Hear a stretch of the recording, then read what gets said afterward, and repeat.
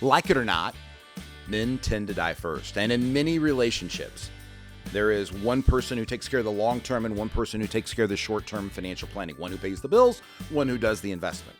So there's a little bit of experience that's being shared, but way too often we find a spouse who's left holding the bag without any of the answers to any of the questions. Sometimes they don't even know where all the money is, let alone what needs to flow out. We're going to talk today on Consider This program about things you need to know before that situation arises for you. In fact, this is such an important conversation. We're going to have 2 different radio segments or podcast segments about this. We brought in Jamie Burton. She is one of our senior advisors, the Financial Enhancement Group. And as a female, she's going to explain part of this responsibility and part of these roles to you. Join us today on Consider This program. Well, good morning and welcome back to Consider This program. I am your host, Joe Clark. And I'm Jamie Burton. And we are happy to have you all along. Thanks for taking the time of being able to be here. Jamie, welcome to the show. It's always good to have you. Thank you. We enjoy it. Now, this is a tough topic. I think I've been married for 33 years this year. The idea of talking about losing a spouse is one of those things that is very, very scary and frustrating. I think I would rather talk about my own demise than my wife's. But it is what happens. I've lost my father. We see this stuff happen to people all of the time. And I can't fix all of the emotional part and all of the loss that goes with it. But what I do want to help you with is some of the emotional part. Now, you've got to remember, Jamie and I are fiduciaries. So our job is to treat your money as if it were our money and we were in a similar situation. What we're going to try to provide for you is a framework of things for you to think about, things that you may want to consider. Some of the things that you hear in the industry that are frankly just wrong, and others that there's a lot of prudent thought to.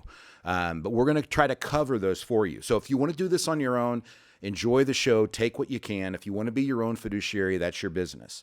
If you're looking for a fiduciary, though, that's our business. You can always find out more about our Next Steps program at yourlifeafterwork.com.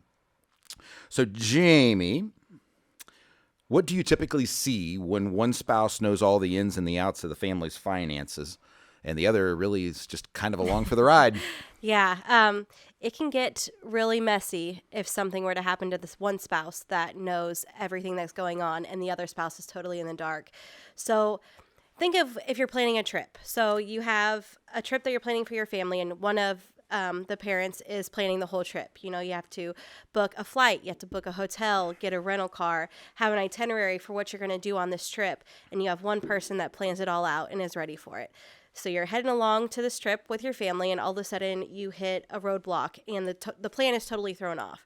If you still have the one parent there, well, then you can make adjustments. You know what's going on and make adjustments for it. But what happens if they can't make the adjustments there? You have one parent left and they have no idea what was even going to happen in the first place. That's a lot of times what we see when only one spouse knows what is going on with the finances. You get in this terrible situation where the second spouse just has so much fear because they don't know. It's really terrifying for them, and because it's not just an emotional loss; it's a financial loss. Absolutely. So when you're going down the road, you just kind of said it. You talked about the airplane or the car, or you talked about the roads. What we're going to do, where we're going to stay. How do we think about it? What should a surviving spouse be prepared to know? Mm-hmm. Yeah, so we have the 5 critical elements that we always want to review because even if you don't talk about one of the 5 critical elements, it could lead to disaster if one spouse were to pass away. So at the Financial Enhancement Group, the 5 critical elements that we talk about is your life after work. So most people, when we see them get to retirement, they don't just quit working. They will find a part-time job to do or something fun that they like to do. So we don't call it retirement, we call it your life after work. So that's the first thing we want to review. The second thing is tax planning. If you don't do proper tax planning today, then you could be in big trouble in the future when you start to need your money and don't have a plan for how that's going to look with taxes. The third thing is the investment playbook. So we want to make sure that the money that you have invested is invested in the right sort of things for where you're at in your life and your needs. Then we have life happens. So the good, bad, the ugly. What can go wrong? How can we plan to go along with these problems that could come up with life. And the last thing is your legacy planning. So we want to make sure that your beneficiaries are set up correctly, that you have a plan in the future for the people that you leave behind. So this is a tough, you just don't wake up one day and just start asking somebody all of these questions. But if you're the spouse who does this and you want your spouse to be aware of them, I would use that checklist that Jamie just laid out, right? It's, we had it's the only person I've ever given an A+ to. Showed up at our office probably 3 or 4 years ago now. $800,000, had fully Roth converted, did it over a period of time, right? And he's there and he's sharp as a whip, right? And he was there with his wife and his daughter, and he said, listen, I can do this all today. I know I can do it today. It's all working today. I've read your newspaper column, never listened to the show. I read your newspaper column for 20 years. I've done all of the things that you said, but there's going to be a day that I won't know and I can't do it. Right. And so we helped him with this. Obviously we're wealth managers, so we get paid to manage the money, and we took it over, but we walked them through each of these things. So Jamie, if it were you and Chad having a conversation, what do you need to know about the your life after work part? What big details would you want to know about that part? Yeah. So, your life after work, what money do you have saved? What are the buckets of money that you can pull from to live on in retirement? If it was just one of you there, what's the best way to get those distributions to make sure that you're not having the IRS pull more money than what you need to? And so if you think about this, if you're a football team, right? Can you take the best football coach and put him with a team that is designed to run a different strategy and have anywhere near the same success? No. It doesn't work that way, right? So, Jamie talked about the 5 critical elements, but it's really the family focus process. It's our trademarked process of how we do it. But I would start with that conversation of, what is your financial vision? Chad, that's Jamie's husband, Chad, what do you think our financial vision is? Because he may have very well ran the team in a different order than what you would know, right? And so this is my problem when people look at the Financial Enhancement Group. There's 38 of us that are on the team, but we all operate as a team. So Jamie doesn't have different strategies than Joe or Aaron or Dean or Grant or any of the rest of our team. So that if something happens to Joe or Jamie or Aaron or Dean, any of the people, that you're able to go to somebody else who's operating off of the exact same playbook. That is the way that I designed it. It's the way that I want it. It's the way it's going to be as long as I am here, because that's critical. What happens when you go to one of these big wirehouses, that you see the same name and you think, well, that's a really big firm. Yeah, but you've got a bunch of individual businesses that are operating inside of it. The danger is you've got somebody that knows a lot about mutual funds or a lot about bonds or a lot about stocks. And the other person knows the opposite, right? And so you may still be at the same company, but you've got an entirely different playbook. When we look at this, we want to make sure that we are on the same page. So when you're talking to your spouse, if you're going to do this on your own, when you're talking to the spouse, you've got to make sure that you understand what playbook they were using, right? If somebody looked at my stuff, they're going to go, Joe, why do you have so much money in Roth IRAs? Well, that's because I don't trust the IRS, right? I think tax rates are going to go in a different direction, right? So I put as much in my Roth 401k that I qualify for, that I possibly can.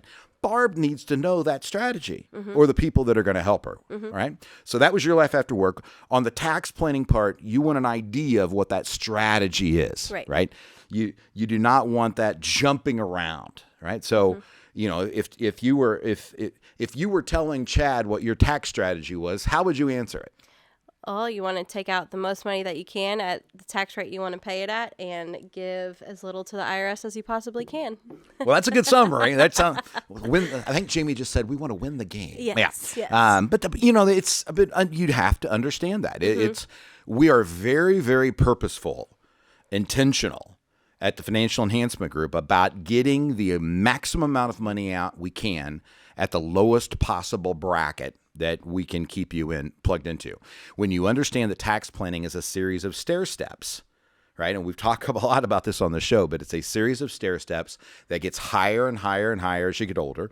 To keep with the theme of this show, when one spouse is gone and suddenly you have that margin compression, meaning you're paying taxes at a higher rate just because a spouse passed away, you need to understand what these strategies are. You cannot in the investment playbook side have somebody who's had a strategy of not paying, not having dividends and capital gains because they've been worried about their tax return forever, and then all of a sudden overnight make a change, right?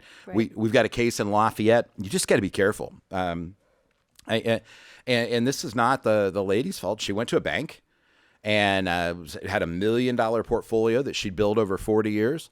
And the bank sold it all to put into their mutual funds. It's illegal. I would have pressed charges, but that was not her way of doing things. But it will, let's just say it did not make the daddy happy, as my daughters would say. And she got stuck with a $180,000 large long-term capital gain bill, right? So another thing that gets missed a lot, Jamie, and I don't see it on here that we talked about yet, but remember, if you're married and it's a joint account, so you have a joint account and you have an IRA, right? In the IRA, there is no such thing as a step up in basis, right? That in a 401k, there's no such thing as a step up in basis. So if I've got $1 million in my 401k that's all tax deferred, right? And something happens to me as my spouse, Barb is going to be the one who inherits it, but she's going to have to pay the taxes at that compressed tax rate we talked about. On the other hand, in our trust account, right, half the account's hers. By definition, half the account's mine. I died, right? So she gets a step up in basis. You want to real quickly run through what that means? Yeah, so the basis is the money that you put into the account. So you've already paid taxes on it. That's what you put into the account. And then there's growth in the account. So that is what taxes have not been paid yet. So when you get a step up in basis, that means that your securities inside the account are now valued at the price when the second person passed away. So they don't owe taxes on that growth anymore. They get the step up in basis, so those taxes aren't owed. And what happens many times when one spouse dies, nobody goes in and adjusts the basis. It happens more often than you can imagine. So, that's one of the things we do. It's why we have a CPA on our team. We make sure that we go in and get those bases adjusted when there's a loss of a spouse. A lot of things you can do in this world as life expectancies increase. Here's what I would recommend you do. If you want to do it on your own, it's your business. But if you're looking for a fiduciary, that is our business. We help reduce financial regrets. Go to yourlifeafterwork.com. Get signed up for a Next Steps meeting. It's complimentary. We're going to give you things to consider today, things to consider in the future, and if we choose to partner together, what FEG will do for you, and we'll put it in writing. yourlifeafterwork.com.